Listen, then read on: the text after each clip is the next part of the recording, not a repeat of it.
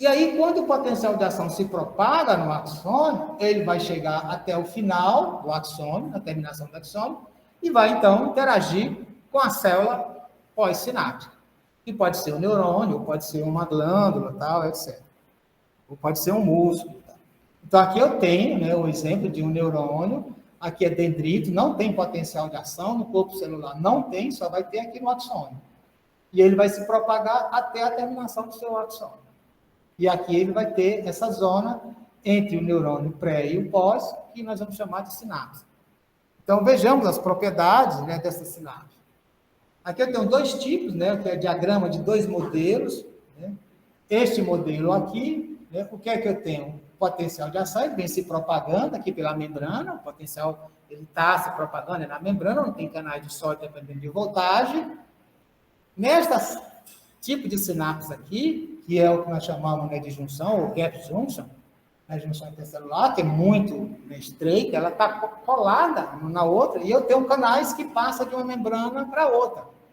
Então, o potencial de ação aqui sai dessa membrana para essa diretamente. Então, isso eu chamo de uma sinapse elétrica. Aqui não, ele chega aqui, vai abrir um canal de cálcio, dependente de voltagem, o cálcio entra, o cálcio vai facilitar a vesícula sináptica se aderir à membrana e liberar o neurotransmissor vai se ligar ao receptor, e lá, ligar o receptor, ele vai promover um potencial pós-sináptico, que se for excitatório, e se somar, atingir o limiar, gera um potencial de ação no neurônio pós-sináptico. Nós vamos estudar, basicamente, essas sinapses químicas, que são as que mais ocorrem. E a sinapse, ela vai ser fundamental para organizar, né, o que ocorre. Eu posso ter sinapse, que a gente chama aqui, ó, divergente. Né? Então, eu tenho aqui uma. Esse neurônio, ele vai atuar sobre 3 neurônios. Cada neurônio atua sobre 2. Então, veja, esse neurônio aqui, quando ele é ativado, ele ativa todos esses. Já aqui eu tenho vários neurônios que se juntam para ativar um único. Então, aqui eu tenho circuitos divergentes e aqui circuitos convergentes. Então, o que eu vou ter várias coisas ocorrendo ao longo, né, do meu sistema nervoso central. E o potencial de ação aqui, que vai acontecer nessa região, né, no dendrito, vai ter o quê? Os potenciais locais. Não é potencial de ação, é potencial, geralmente, potencial pós-sináptico.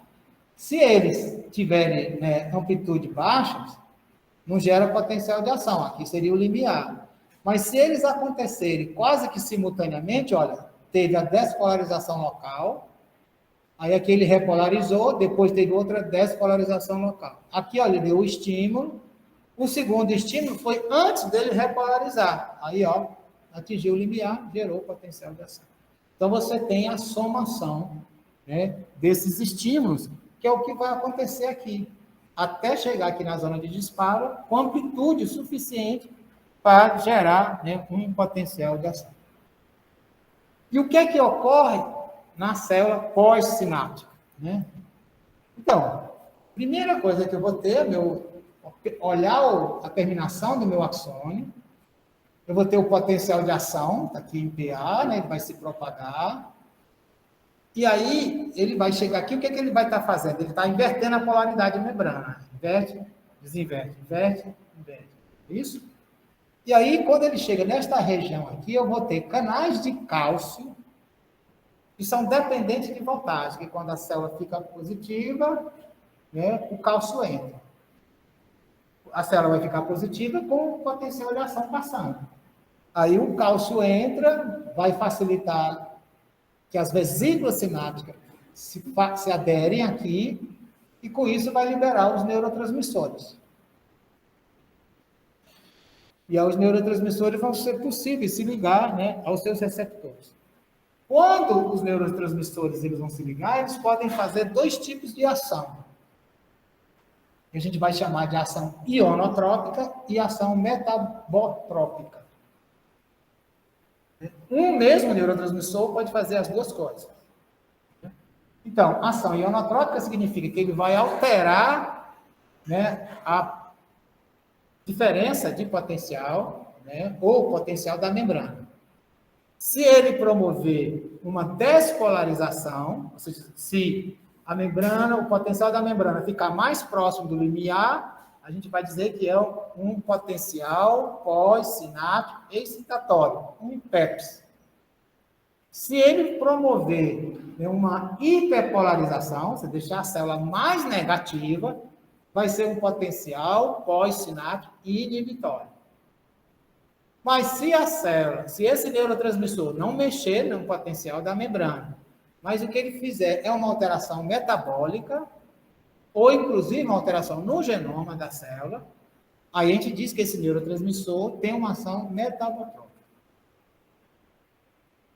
Então, vocês percebem que as coisas, né, a gente olha a sinapse não só com aquela coisa de passar potencial de ação, tá? É para fazer, ativar, gerar um potencial, mas também alterar o metabolismo do neurônio, alterar, inclusive, a síntese proteica do neurônio pós-sináptico.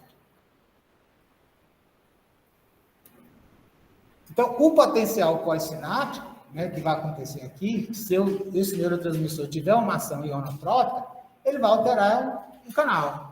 E vai entrar um íon. Se for um íon positivo, se for um canal de sódio, vai despolarizar. Se for cloro, o cloro entra, vai hiperpolarizar. Se ela hiperpolariza, fica mais longe do limiar, então é um potencial pós-sináptico inibitório. Então, aqui seria um exemplo, potencial de ação, liberou, né, um neurotransmissor que se ligou, é um canal de sódio, entra sódio, tem uma despolarização local. Aqui, ó, entrou o cloro é negativo, ficou mais negativo a célula. Então, ficou mais longe do limiar.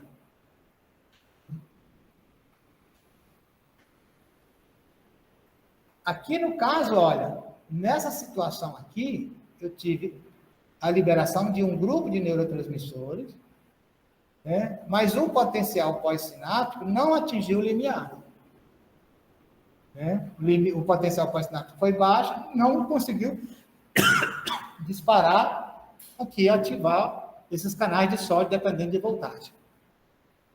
Mas aqui, olha, eu tive uma maior frequência de potenciais de ação, liberou mais neurotransmissor, mais canais foram abertos, o potencial pós-sináptico agora foi alto, atingiu o limiar, gerou potencial de ação.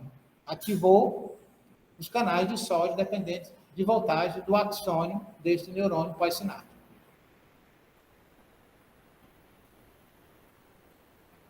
E o que ocorre na natureza, né, é que, na verdade, eu não vou ter uma sinapse, eu vou ter várias. Então, imagina, se eu tivesse aqui só essa sinapse com potencial pós-sináptico, né, de baixa amplitude, não geraria potencial de ação. Mas se eu tiver 3 potenciais de ação, agora a frequência aumentou, então, vou ter aqui uma somação temporal, chegou o limiar, disparou o potencial de ação. Ou então, se eu tenho 3 sinapses, todas com potenciais de ação, potencial local de baixa amplitude, mas se somam, atinge o limiar. Aí vai gerar potencial de ação. Então, aqui eu tenho somação espacial e aqui a somação temporal. E aí, na verdade, no sistema nervoso, vai estar havendo essa complexidade disso.